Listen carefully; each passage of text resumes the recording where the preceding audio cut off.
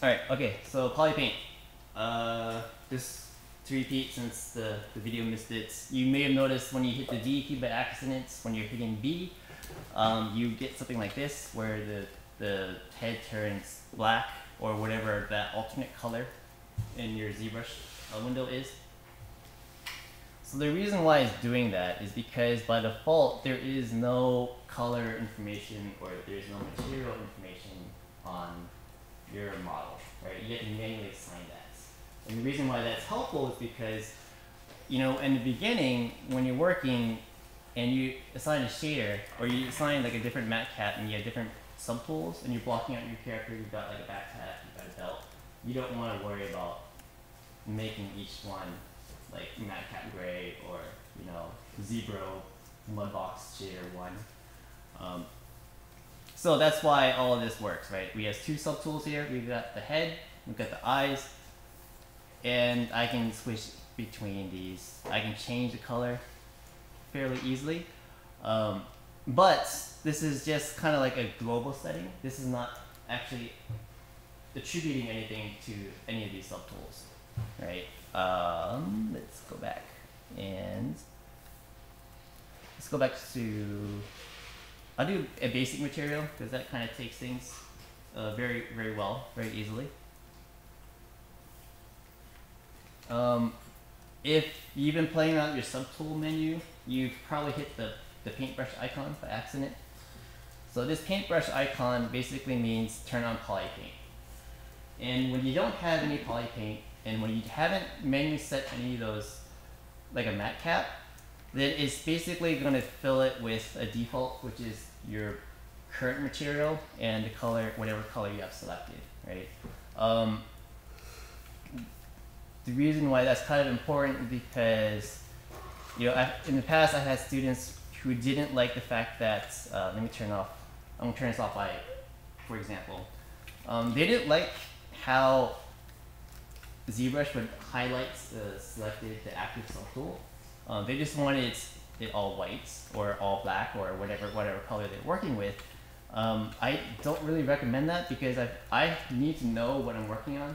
Like it's weird if I do something like, for instance, if I turn on Polypaint here. He's got a cool hat, right? If I hold down Shift and click the paintbrush icon, that's, I guess it's unintentionally funny. What is happening on this screen? There we go, subtool one. So if I hold down Shift and I click on that paintbrush, let me get off of that so you guys stop laughing.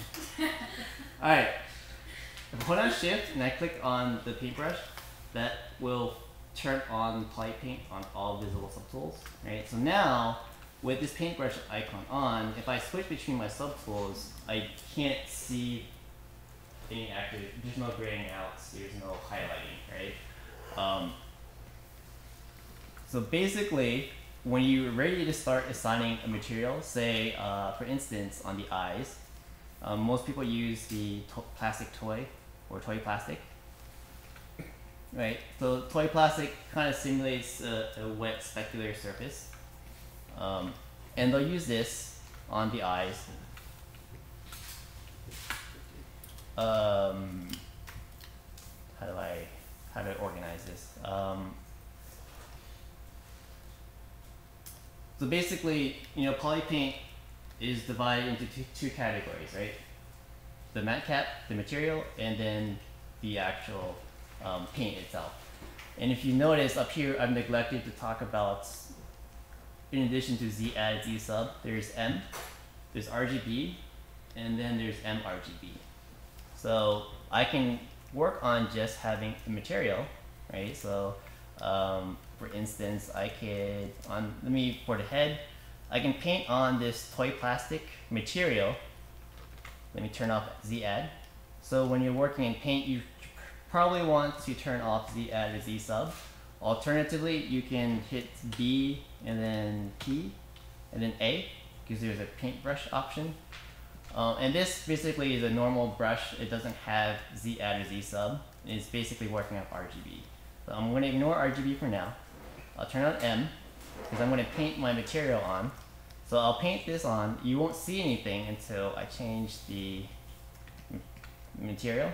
And then if I really wanted to, I don't recommend doing this. I could, basically paint multiple materials on one object, right? So you notice that this is all very jagged. This is because this works on a per vertex level. So this is basically just vertex information. So the smoother your model, the more anti-alias your paint or your materials will look. Right? So let me undo out of that for now. By default, if you don't have the paintbrush icon on, and then you try to paint something with material or RGB, it'll automatically turn it on in your subtool menu, so you don't have to worry about manually toggling it on and off. Okay. So let's go back to that toy plastic here. I'm going to turn on the eye. I'll select the eye, and then if I go to color here, I can fill the entire object with this material, right? And I know that it's only going to affect the material because I only have the material flag turned on. Color, fill object, and now if I go to my demo head here, if I go back to basic material, then my eye retains that information. Make sense so far? It's pretty rare to use mRGB. It's only if you're just filling an object with something with both a matte cap and a color right away. I don't typically do that, so I'm usually working with just M or RGB. Right? So let's turn off M. Let's go to RGB, and then let's pick a color.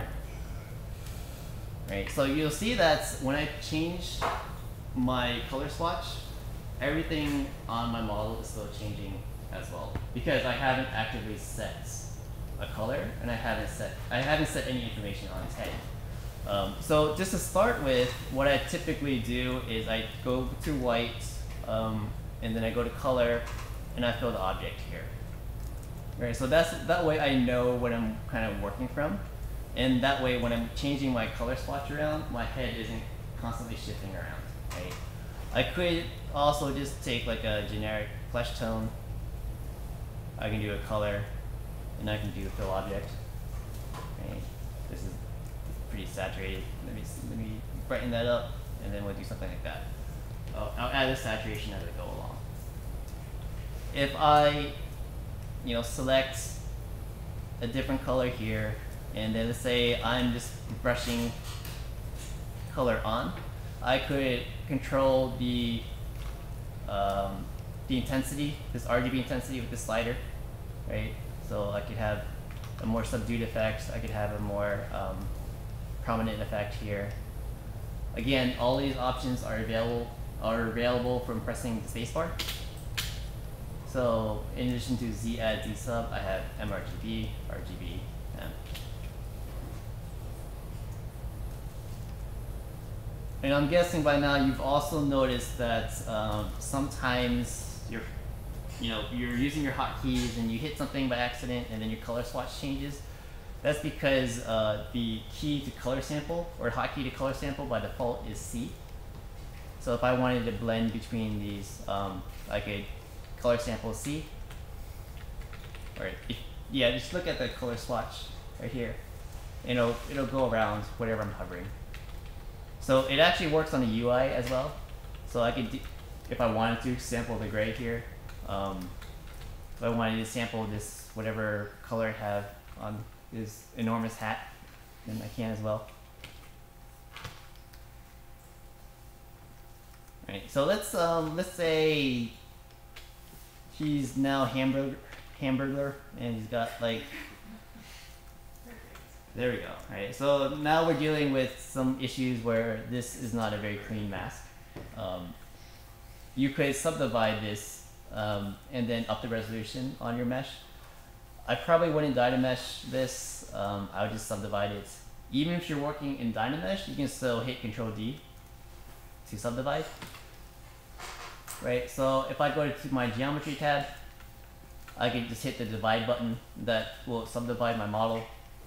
And you can see if I zoom in, as I subdivide this, the surface gets smoother, and therefore when I paint, I get a higher res mesh, or higher res paint stroke.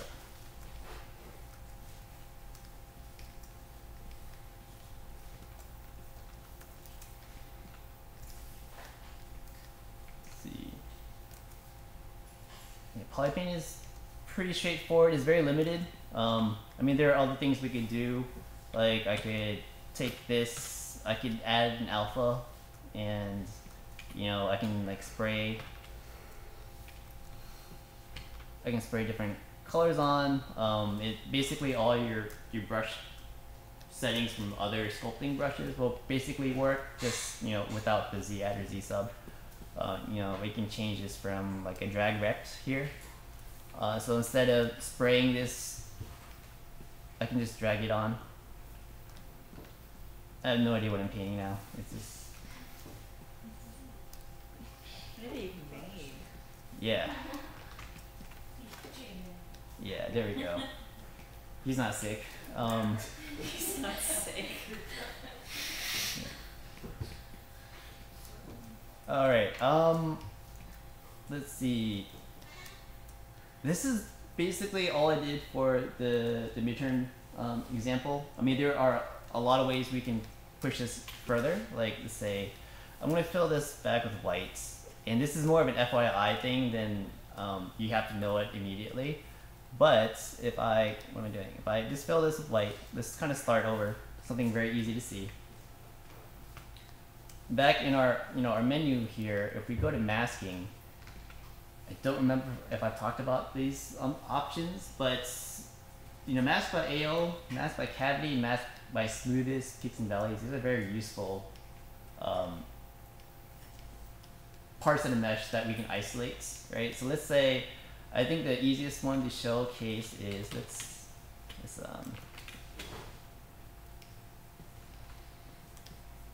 add some more detail. There we go. If I do mask by cavity, right? If I just by default mask by cavity, it's pretty hard to see, but let's try upping the value here. Yeah, I'm gonna up the intensity so it catches more of these cavities. But let's say to kind of simulate like an ink wash on like a painting a miniature, I can do this mask by cavity here, right? So you can see it's masking these. I just take it up even more. Get it again here. All right, I can invert this mask. Control left click off the mesh, and then I can go back to my paintbrush.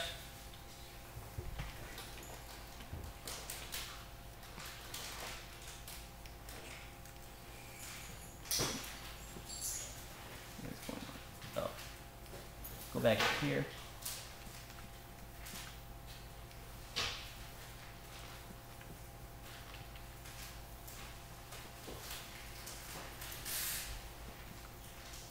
What is happening?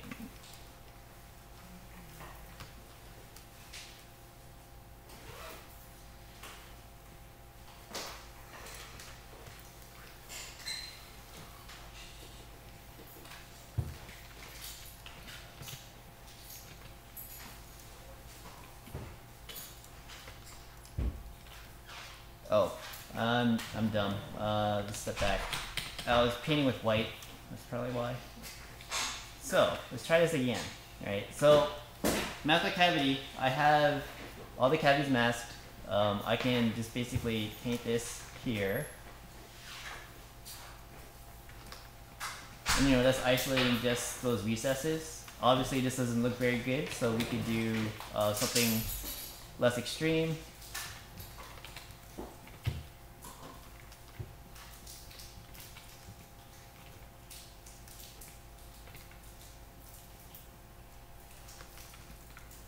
So we can get some more subtle effects here.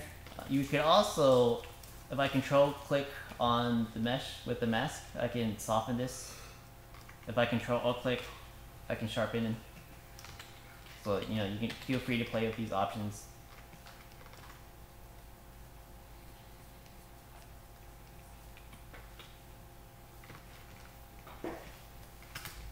Right.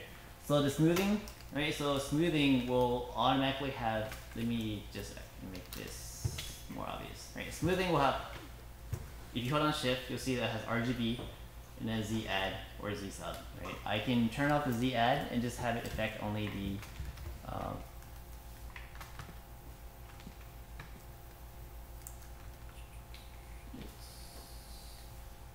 Take this.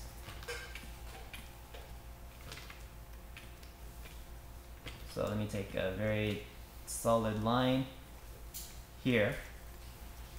So I can smooth out just the Polypaint. I actually don't think you can see that on the projector. But you have the option of just working within Polypaint mode, or sometimes if you need to make a lot of changes, you can do RGB and Z add, and then you can get rid of the detail, as well as you're getting rid of some of these Polypaint values. Part of the reason why I'm showing you this is because I actually have a hard time working on heads that are completely grayscale all the time. I think at least having something for the eyes to kind of set it apart makes it a little easier. And it helps me just gauge things a little better. So I want you to be able to explore these Polypaint options as you're developing your character.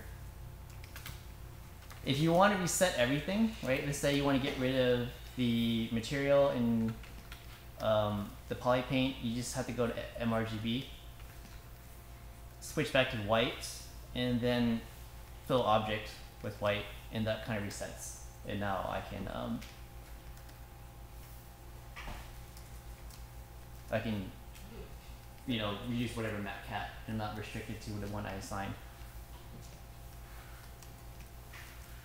Pretty straightforward, hopefully. Is this like the main use?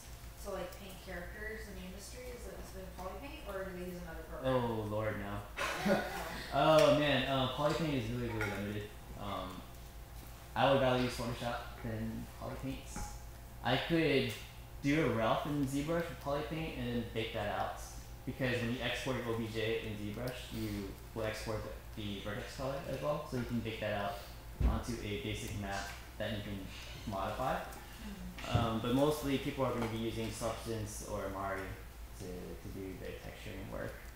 But it helps to get like an idea across, but even then, I think even concept artists have moved towards painting textures and like Substance over working with Polypaint. It'll get, it's decent enough, but for now, but like it's not a very good production workflow.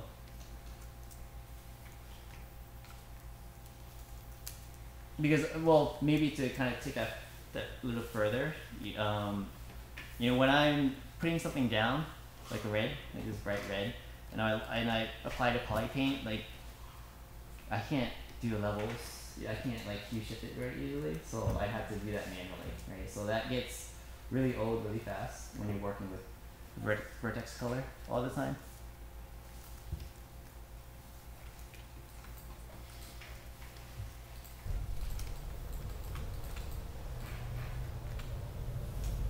Right, if that's it, I'll close out this video.